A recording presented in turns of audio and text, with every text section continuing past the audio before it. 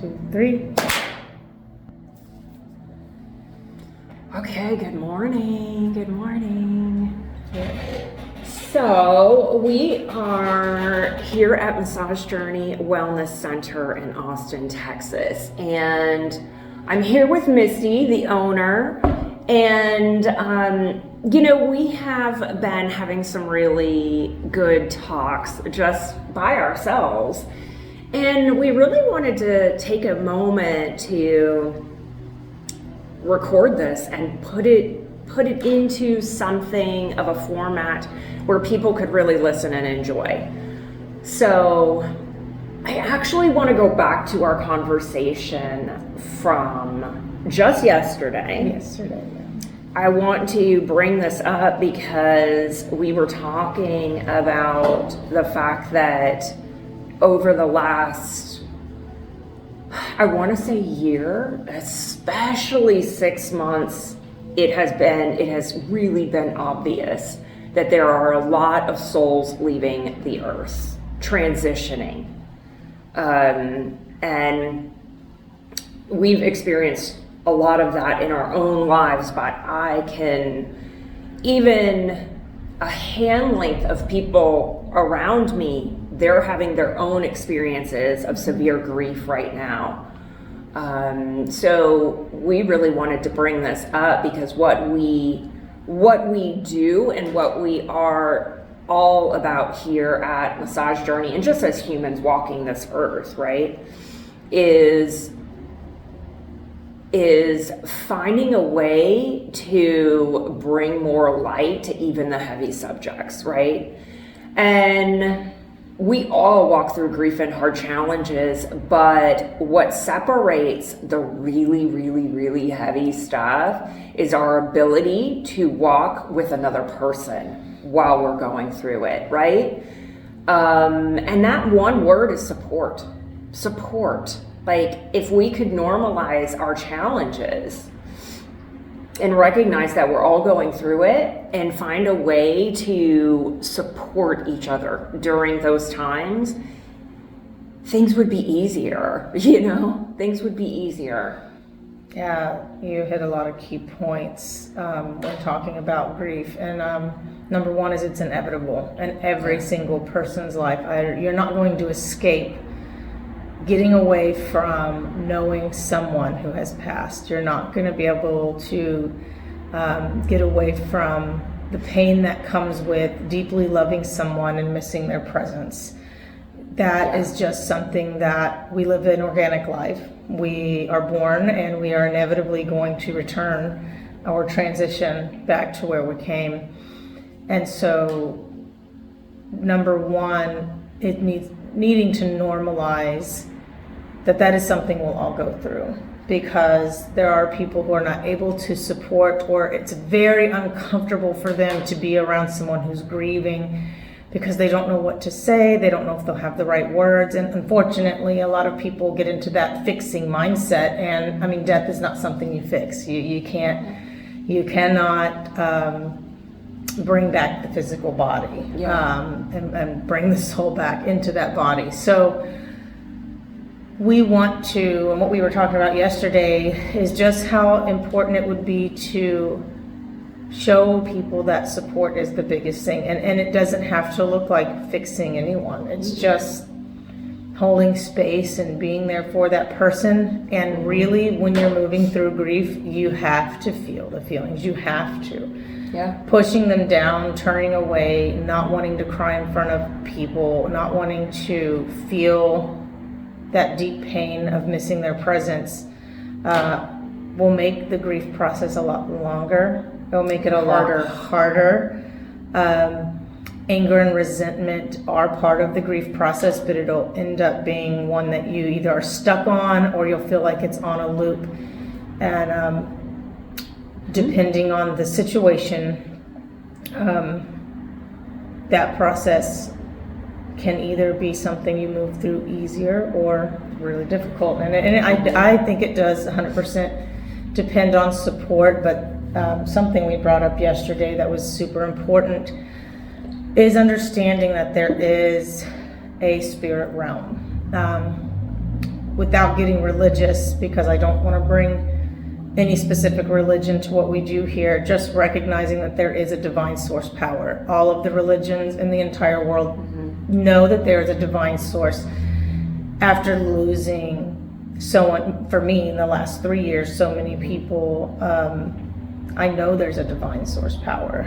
And when you're able to recognize, tap into, and feel that other side, it does make it a lot easier to recognize that your loved ones are not gone. They're not lost forever. It's not something that you'll never see them again. They do exist in another realm in which we can't see. And I 100% that it's super important for people to realize that. And it's not some gimmick that I want to teach, like, oh, just believe so it makes you feel better. There really is a spiritual, divine source power from which we all come and that we will all return to. And teaching those two things would really, I think, help people that are experiencing deep loss, deep grief. Well, and if you keep your mind open to the possibility that your loved ones can still get your attention or come to you after they've passed. And we were talking about this, I'd like to call it transition. I don't like to call it death or losing someone. I lost my father in 2013, and he came to me in various ways after his passing.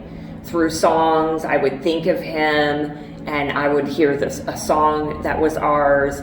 I actually physically saw a chair move while I was talking to my friend about him. We both looked at each other and I knew it was him. But we have to be open to that possibility to get those messages, right? Because if we have a belief that that's not possible, then we're not going to see the signs. And beyond the belief, when you're experiencing deep grief, and this is not something to shame or blame, this is a part of the process that you'll go through. Basically, the deep pain that you feel correlates to the deep love you had for that person, or the deeper the connection. So the harder the pain is after they're transitioned, is because of the love that you had in your heart for them, the connection, the bond that you had with them. And when you're experiencing deep grief and you're in the wallows of just really missing them, and there's a ton of thoughts that go through everyone's mind. So this is, if someone's experiencing grief right now, you do the what if I did something different, or did I spend enough time with them, or what would I do if I had one more day with them? And all of those are totally normal.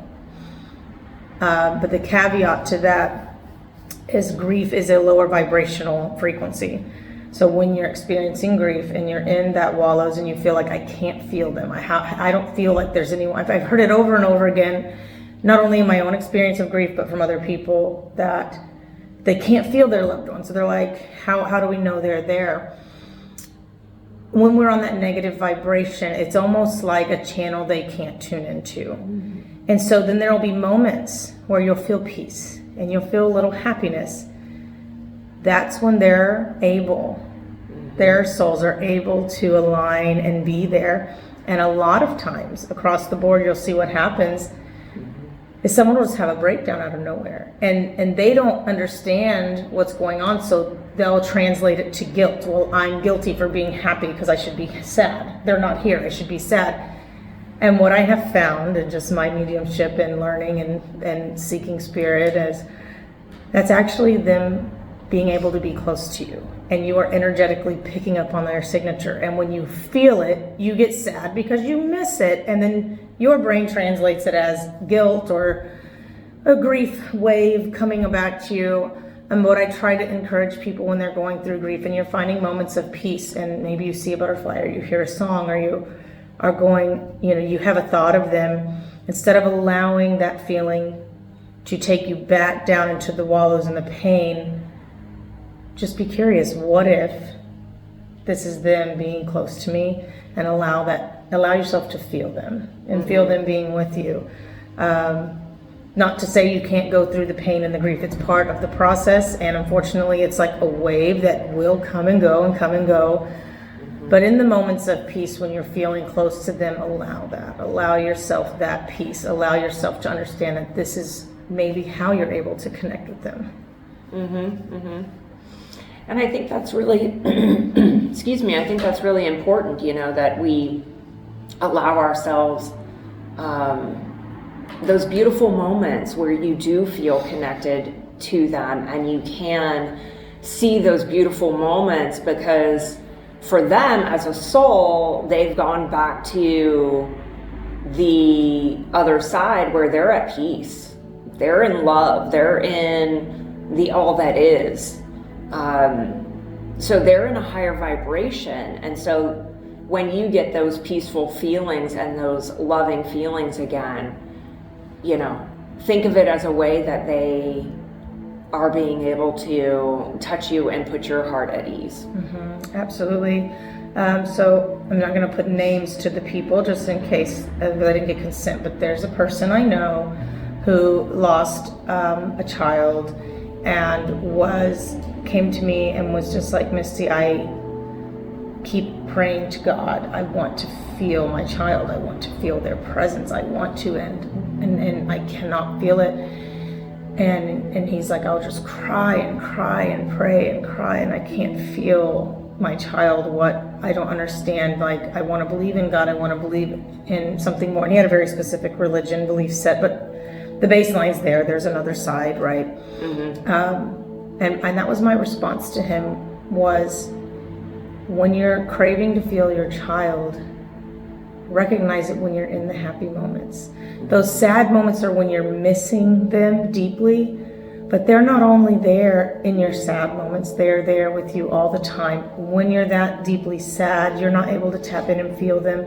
So when you're in those happier moments, it's okay to think about them and keep that smile on your face and keep that love in your heart. And it's okay, and it's necessary. It's necessary to heal. It's necessary to feel them.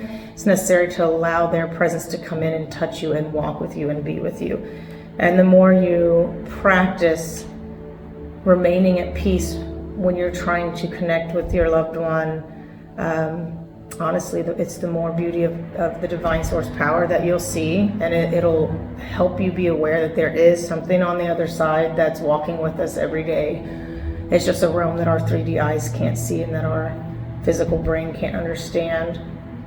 But when we return there, what the messages I've got from Spirit are, when we return to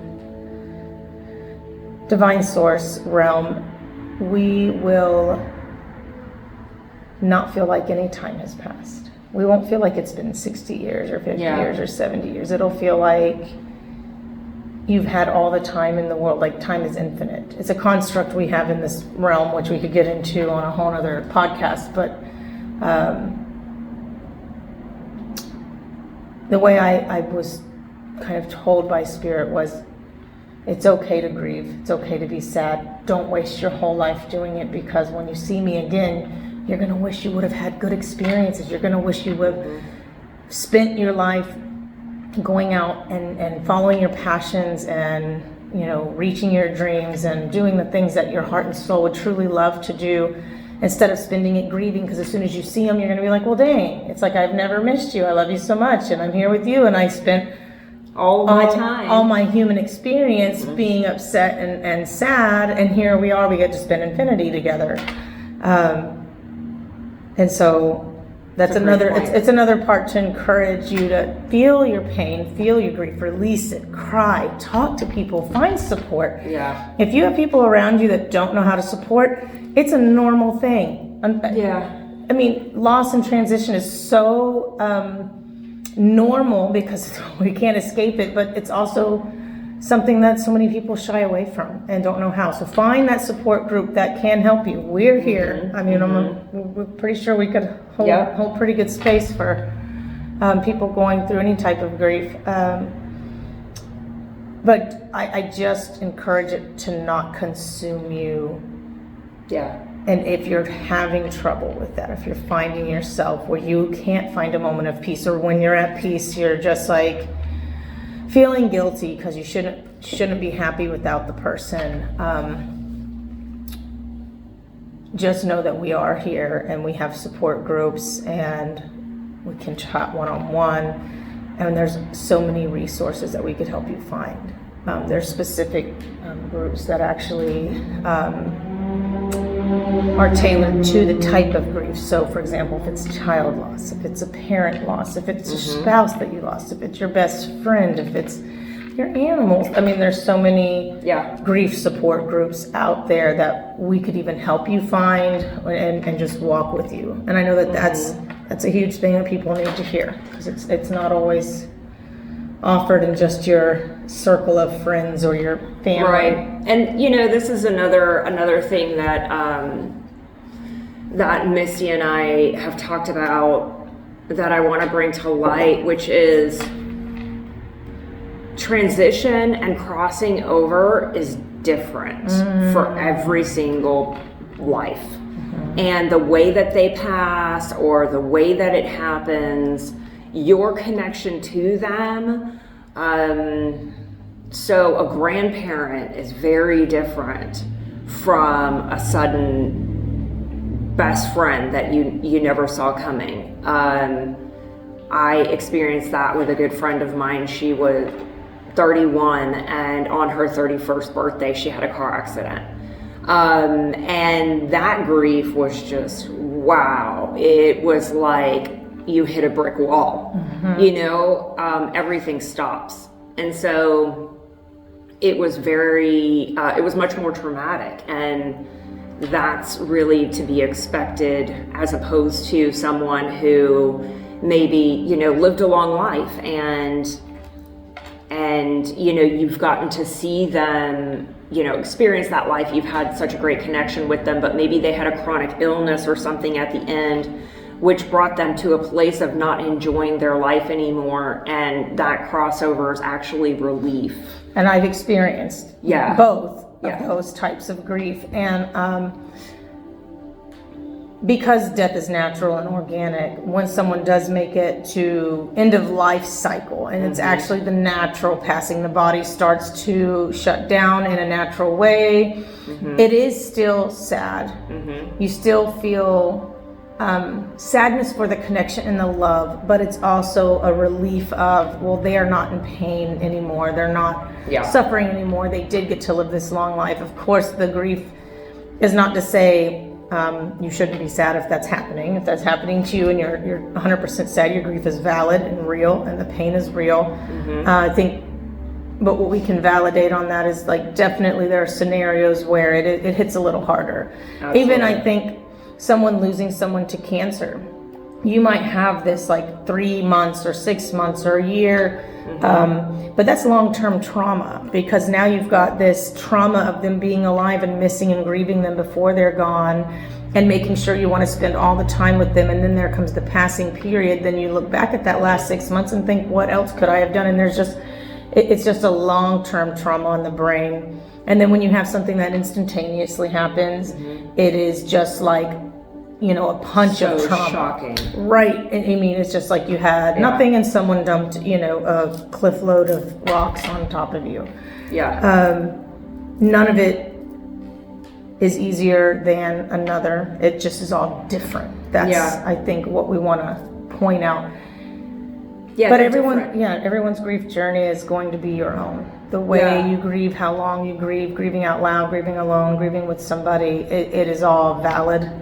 So don't think, oh, well, I just lost my grandfather and he was really old, but I'm really sad and I shouldn't be. Yes, you should be. You're grieving the loss of the memories and the bond and the love that was shared are totally valid and normal, and you have to feel through those things. And that's really the point that Misty and I, very much agree on, which is normalizing and being okay with moving through your feelings.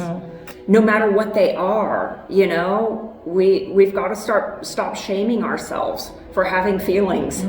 It's normal and it's a part of life. And if we can just hold space for each other and hug each other, we don't have to fix it. We don't have to fix it. There's nothing to fix. But if we can just share a word and say, you know, I'm so sorry for what you're going through, or whatever the case may be, and ask, you know, is there anything I can do for you while you are going through this challenging time? And being a support for that person, and talking about whatever it is that makes you feel better, feel lighter, feel more at peace. In our day and age, I feel like there's a lot of people who are touched out and they don't want to be touched. But when somebody you know or yourself is experiencing loss and grief, physical touch is actually so healing. And the reason and the science behind it is you're missing that person, and you have love and it has nowhere to go. That's really what it is. You've got this love and you can't physically put it somewhere. So when you have people around that can support you and literally hold your hand, hug you, be there for you, physical touch, you'll recognize that that physical touch calms that nervous system. So finding people who will just hug and hold you, and that's okay. That's okay to have. That's something that's helped me a lot, but watching other people grieving through their losses, that's something that helps everyone. So it's not just like you're hugging just because you want to give your sympathy. Your hug is physically giving them somewhere to put that love, and it has a feeling of being supported, and it's just huge when you're going through the depths of the grief. Yeah. And we as human beings, you know, we need that connection and that affection from other people. We're just wired that way, and that helps the nervous system to calm down, you know. It really does. And I know there's, like I said, there are some conditions where people are like, I don't want to be touched. I've been through some other trauma. But once you experience grief, you'll recognize that there are certain people whose touch and support are really, really good for you. So finding the people you love the most, if it's your grandma, if it's your best friend, if it's your doggy, physical touch helps. and you know, and being okay with asking too. You know, asking That's for that support. I know it is a hard one, and we're so normalized to doing everything on our own. But you know, we've got to come back into connection with each other also, you know. And so just asking, hey, I really need a hug right now, you know. When recently going through a grief journey of my own, I recognized that I wasn't getting support that I actually physically needed, because my body needed to physically rest, and there were certain things that I couldn't do. And I had I had reached out to a specific group and asked for help, and did not receive any help from this particular group of people. And I started to feel like, at first, like, I don't deserve this help. But something came over me and was just like, look, ask for support in other ways from other groups of people.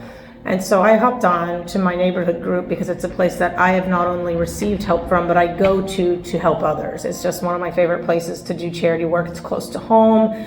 You can always find something to do to help someone. But I just know how great our community is, and something just told me to ask. And so I kind of put a brief description of what I was going through, and the outreach and the support was so immense that I just felt so held and loved by my community that it was phenomenal. It's tremendous. I just couldn't even, that's beautiful. Still, I can't even understand how that came through, but it was God's way of speaking and saying, you know, don't give up when you need support. When you know you need it, you need to ask. And then to follow up, I had a very, very recent experience just a few days ago, because I'm still healing. My body is extremely sore in a lot of places that it's never been. There's some deep healing going on physically. And I've been told by multiple people, including mediums, doctors, nurses, myself and my husband and my friends, like, you need to go get a really nice therapeutic massage. You need to go get one done. So I called the place that I usually go to and asked for my usual person, and they weren't there. And they said, well, look, we've got someone else. And my intuition immediately was like, I don't know if I want this other person, but I didn't want to not try. So I said, okay, I'll try this person. And I was in the massage, and about 10, 15, well, immediately I knew I didn't like the style, but I thought, maybe this is just the intro, maybe it changes. It was very rough on my body. It was not what my body needed. Maybe it would be great for someone like preparing for a sport or other, but my body doing the deep healing that it was doing, that style of massage just didn't work out for me. And I just remember God saying, I almost started crying because I was just like, if I really need this, how come this is what's happening? And I remember, divine source, God, whatever energy you want to call it, come in and say, this is where you honor you and you ask for what you want. You have to ask for what you want. And I looked up and I said, I'm really sorry. I apologize. I said, I have to stop the massage. And he's like, you don't like it. And I was like, it's just a little bit rough style for me. And I said, I'm a massage therapist too, so I get that not everyone's style is for everyone. I said, but I really have to honor myself right now. I've got to stop this massage. And, he kind of felt bad. And he walked out. When I spoke with the, I guess the manager, the owner, I explained to her, like, I'm sure his modality is really great for someone, but my body's just doing a specific kind of healing and I need a different type of touch. And of course she apologized and I told her, please don't reprimand the guy. He's probably wonderful, right? Yeah. And she said, no, I get it. And they brought another person in. I mean, it was like night and day. The difference of the touch on the body was just totally different. It was actually put me at ease. And all of this whole story to say, honor yourself in every moment of what you're going through. We're going through deep pain, deep healing, deep grief. If something is not sitting right for you, ask for support. Speak up. Honor yourself. Yeah. Do not just allow things to take you over because it's the situation you found yourself in. You have the power to change your experience if you speak up. It changed my experience 100%. If I would have done that entire massage, had to have paid for it, and gotten nothing out of it and went home in more deep pain, that would have just piled on top of my grief and my healing journey. And because I spoke up and was able to get the type of service I truly needed, I was able to go home and feel relaxed and feel a little bit better. So it's a little bit of a personal story. Thank you for sharing that. And I think that's a really great point, which is, advocate for yourself. Even if you know that it might hurt somebody's feelings or it might, it's going to change the situation for sure. But we have to start speaking up for ourselves. That's something that I think societally we've been conditioned to not say anything. Don't just go with the flow. Well, yeah, and suppress yourself at the expense of someone else. At the expense for someone else. Yeah. And I don't jive with that at all. We've got to start speaking up. And I definitely feel like you can do it with grace. You can do it with understanding. I definitely apologized and said, look, it's not you. My body's just needing a specific type of touch, and this just isn't it.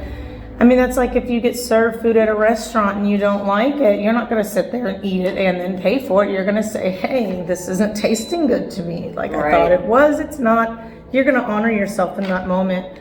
And so just to do that in all walks of life, even in grief, like, I know we talked about touching, but like if there's someone that's hugging you that's just not feeling good, you're okay to say, I need a moment alone.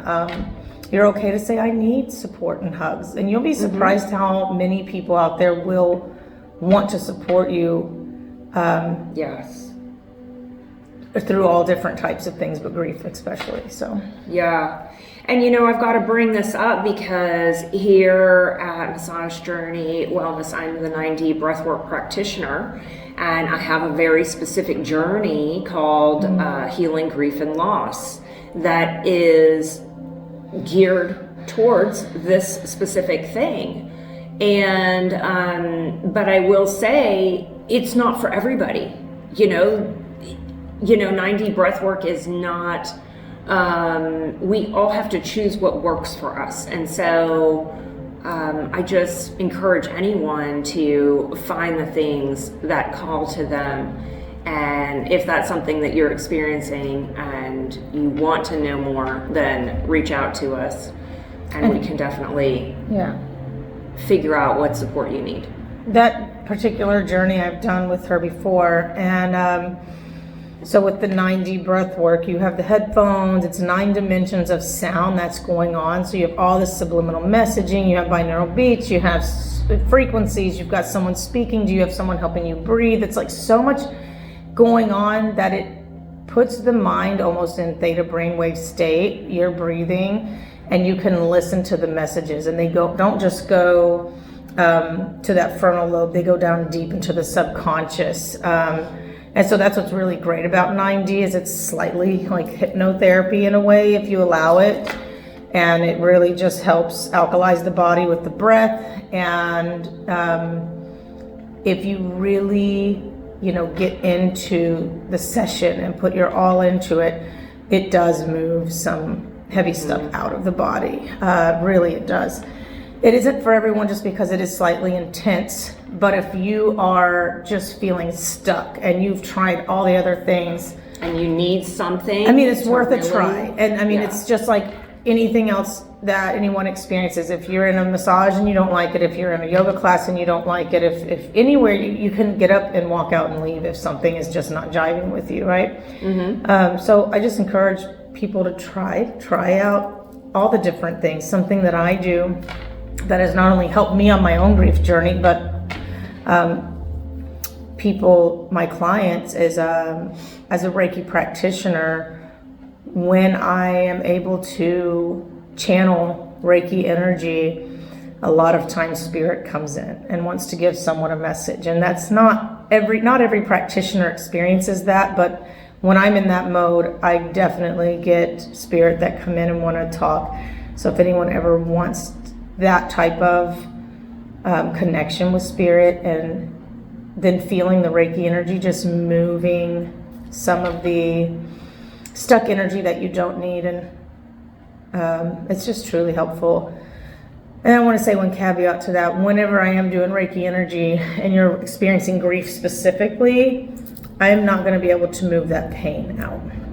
What I'm able to channel, it's diluting and getting rid of the things that don't serve you. So those thoughts of, I could have done better, something was my fault, why didn't I do this, what if, all of those will dissipate. The deep pain, that's the deep love that you have for them. That's going to stay.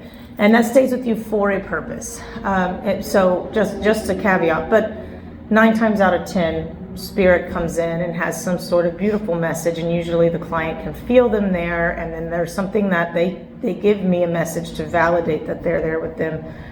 So we just encourage you guys to find support in all the ways, and these are just a few ways we support the grief journey. Beyond sitting and chatting with you and talking and holding and loving and hugging, and but we actually have some modalities and tools that can really support the psyche, support the body, the mind, the spirit, the energetics, everything. So and one of the whole purpose of the 9D breathwork journey is to help you move through and allow your body to release the anger, sadness, upset, move the emotions, right? Because emotions are just energy in motion. And if they stay stuck, they stay stagnant in the body, then we can be stuck in our lives, and we can be in depression and kind of those lower energies for a long period of time, even years.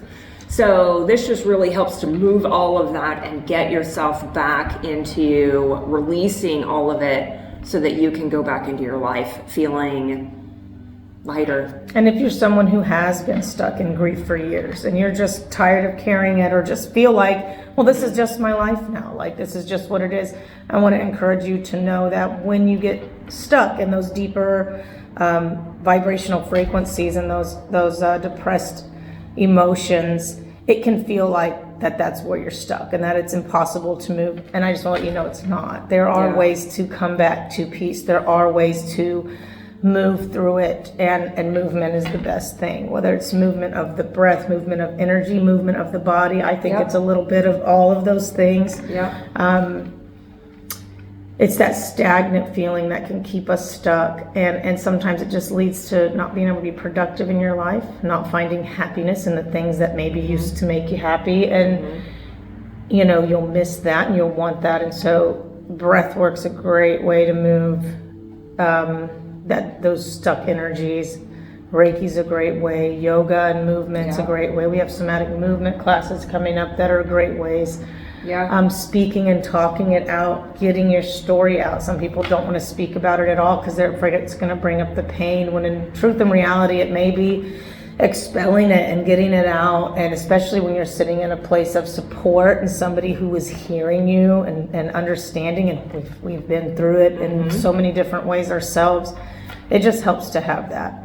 And we don't do it as a therapeutic way, like, tell me how you feel, let me give you a pill for that. It's really like, you're allowed to feel that, and it's okay if you feel that, and we understand what it's like to feel that, and here's some things we can do together to move past it, even if it's just for a little bit.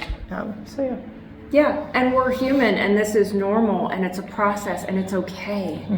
And we're here to support and, you know, help hold your hand while you're walking through it. That's, I think, the biggest caveat. It's the support, like we said in the beginning, and it's recognizing that your loved one is never truly lost. It's a transition. I mean, if I could teach someone or help someone understand, the biggest takeaways from grief is you need a support system and you need a belief system. And I'm not saying it as because it's it's not some mental comfort. It's real, 100%. If you'd like to experience that on a deeper level, I've got a ton of other supporters who can help you, mediums, Akashic readers, and then, you know, just using Reiki energy, moving energies out of your body, doing these other modalities are all ways to start to form that belief system if you don't have one. I just encourage to keep your mind open, especially if you're someone who's just sitting stuck and you don't know how to move on.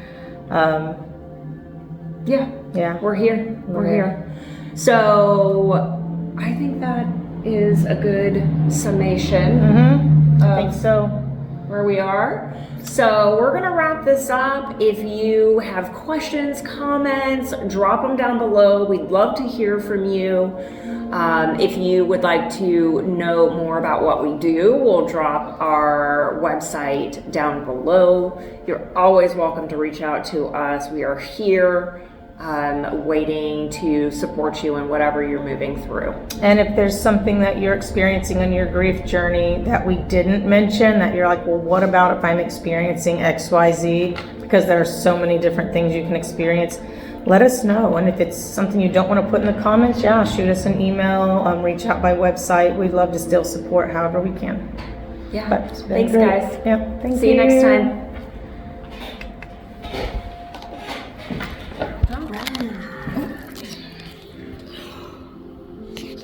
38 minutes. Oh, good. I guess I hit stop. Oh, it's still going. Okay.